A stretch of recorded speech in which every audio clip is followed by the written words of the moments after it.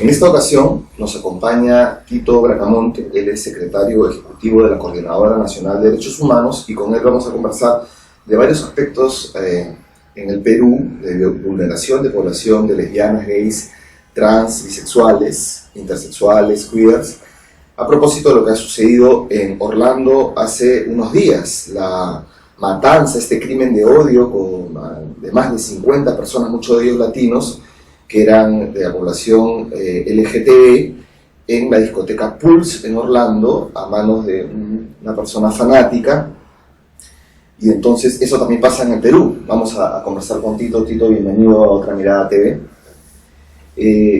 Como se mata en Estados Unidos, también se mata acá en el Perú, ¿no? Estamos viendo aquí unas cifras que me ha enviado Manolo Forno y Joa Mati León, que ellos dirigen el Observatorio de Derechos LGTB y VIH-Sida de la Universidad Cayetano Heredia, y ellos señalan que entre 2005 y 2016 han habido 159 personas LGTB asesinadas, han sido el sujeto pasivo, digamos, de crímenes de odio, y que eso no se levanta tanto, y eso que hay un subregistro, ¿no? Son 159 personas que han sido asesinadas por su orientación sexual, por su identidad de género, digamos, y habiendo un subregistro, lo que pasa en Orlando pasa aquí todo el tiempo. En el 2015 nada más hay 215 casos de vulneración de derechos de diversa índole que han afrontado mujeres lesbianas, varones gays, varones bisexuales, mujeres bisexuales,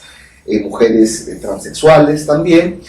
14 son crímenes de odio, y bueno, y estamos en el Congreso, que hay toda una oposición a que se legisle contra estos crímenes de odio, que no haya esta ley de crímenes de odio que está promoviendo la comunidad LGTB. Entonces, la primera pregunta que te hago es, ¿por qué es importante en el Perú una ley contra estos crímenes de odio?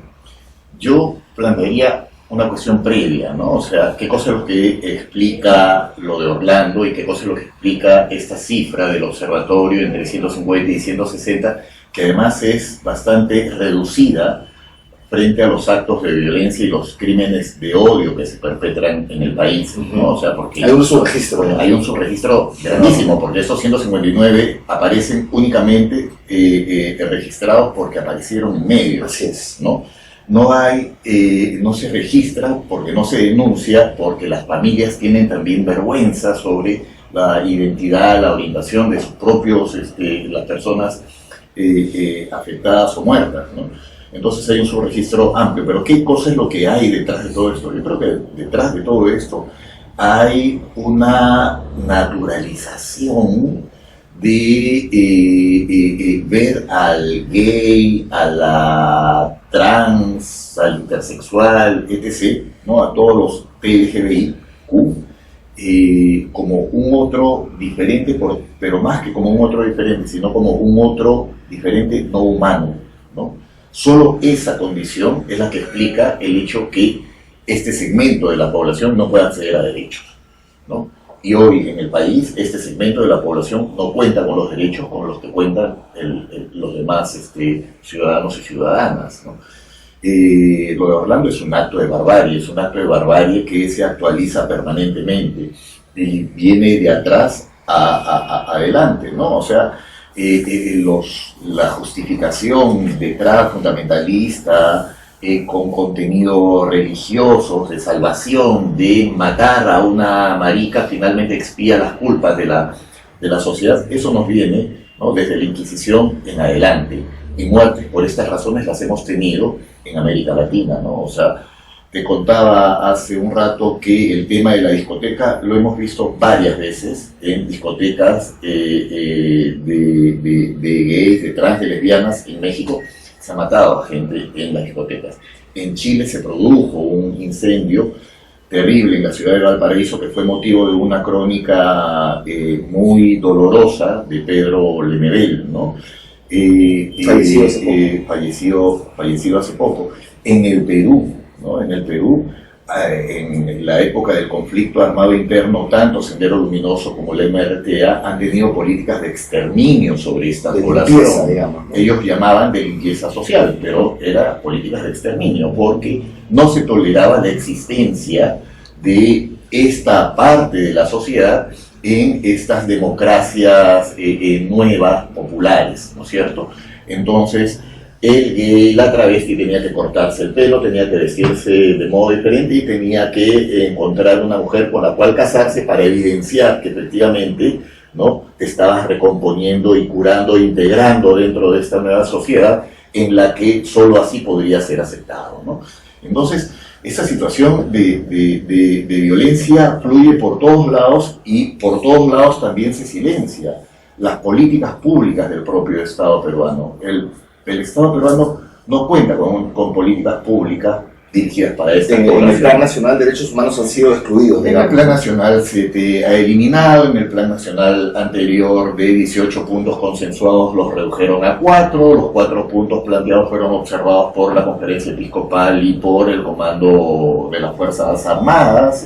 Entonces, ves que en el Congreso de la República cualquier proyecto de ley que contenga la existencia de estas poblaciones, inmediatamente estas poblaciones son borradas, ¿no? O sea, todo proyecto de ley que cuente con el principio de orientación sexual y identidad de género, inmediatamente se eliminan esas categorías. Pero precisamente en esta ley de crímenes de odio, contra crímenes de odio, ¿para qué sirve y para qué serviría? Ya que la bancada humorista se opone bastante, pero ¿para qué serviría una ley? Tenemos una ley. Yo creo que lo primero es, serviría para que el Estado cumpla con sus obligaciones internacionales, ¿no? Porque hay estándares de derechos humanos que el país debe cumplir y que no los está cumpliendo en materia de las y los LGBTIQ, ¿no?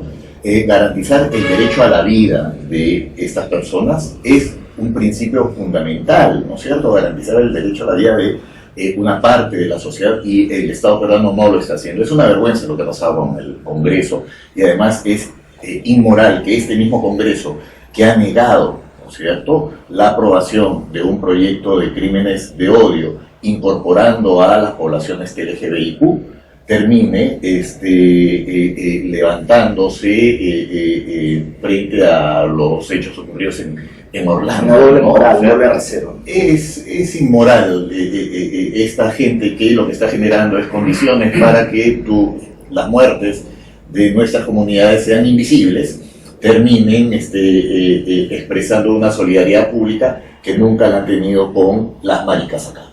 Ahora bien, esta muerte, este asesinato, este crimen de odio, es como decir un punto de llegada de una violencia estructural, digamos. No es que hoy te matan, sino que ya hay una situación de vulneración permanente, de violencia permanente. Un dato, por ejemplo, que es escalofriante, es que las mujeres transexuales, por ejemplo, las mujeres trans, las mujeres transgénero, también tienen una esperanza de vida en América Latina, igual las cifras del observatorio, de 35 años. O sea, a los 35 años tienen como un horizonte de vida de 35 años. No solamente porque las matan, sino porque no hay políticas públicas de salud adecuadas para ellas. Muchas enfermedades no son tratadas. Tú señalabas, tienes toda una tesis al respecto, no son tratadas adecuadamente para esta población muere. Entonces, ¿cómo lo ves tú? Mira, es la comunidad definitivamente más afectada, con menor esperanza de vida, con menor acceso a la educación, con menor acceso al trabajo, con menor acceso a servicios de salud. Y no hay una política pública especialmente o particularmente dirigida a esta población en una alta situación de vulnerabilidad. Nosotros lo hemos dicho, o sea, la única política pública que realmente se monta sobre una infraestructura estatal, que es la política que tiene que ver con la lucha contra el VIH, ¿no? En estos momentos únicamente alcanza a cubrir el 4 o el 5% de las necesidades de atención que hay para estas poblaciones, ¿no? Y aproximadamente mueren 1.300 personas al año en un contexto en el que ya nadie debiera morir por VIH en el Perú, claro, porque hay acceso universal al tratamiento. No, y además, ¿no?, está la población en el Perú, digamos, que tiene mayor incidencia en casos de VIH-Sida, es una población de LGTB, Entonces, si tú tienes que es la población LGTB, a diferencia de otras realidades de repente que está más generalizado, entonces, bueno, tú das todas las políticas para que eso no ocurra, ¿no? Sobre todo cuando es una enfermedad bastante controlada.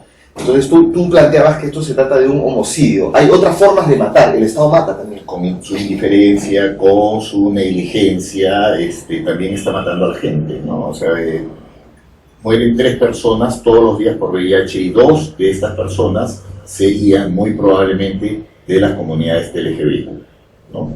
¿Qué hace el Estado para que cuando hoy nadie debiera morir por VIH, qué hace para evitar que estas muertes no se produzcan, ¿no? Y lo que estamos viendo es que más bien ha reducido su cobertura de atención en los últimos 10 años. En algún momento se ha alcanzado entre el 9 y el 10% de cobertura de atención a estas poblaciones, hoy estamos por debajo del 5%. ¿Qué explica este nivel de negligencia estatal, este nivel de silenciamiento desde los medios sobre este tema y esta suerte de indiferencia que hay también dentro de las propias comunidades LGBTQ, ¿no?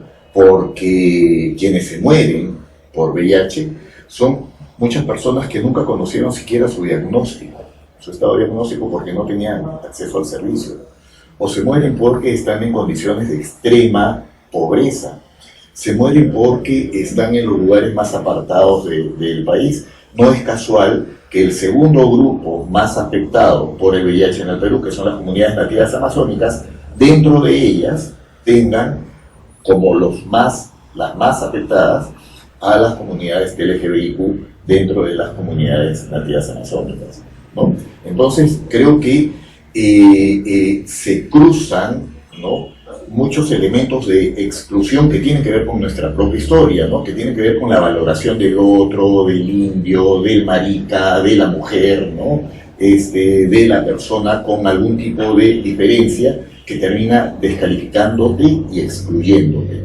¿no? Algo de eso resuena también en las propias comunidades LGBTQ. Bien, Tito, bueno, muchas gracias por darnos estas luces y esperemos que haya una acción decidida del Estado para evitar estas muertes innecesarias, esta violación de derechos a la comunidad LGBTQ. Bueno, LGB es personas trans, bisexuales, gays, lesbianas, queers e intersexuales. O sea, esperemos que empiecen por lo mínimo, ¿no? Y lo mínimo es la aprobación de una ley contra los crímenes de odio. Es lo mínimo. Bien, gracias. Con nosotros será hasta otra oportunidad. No sin antes recordarles que pueden visitar la página web www.otramirada.p, donde encontrarán esta entrevista y otras más. Muchas gracias.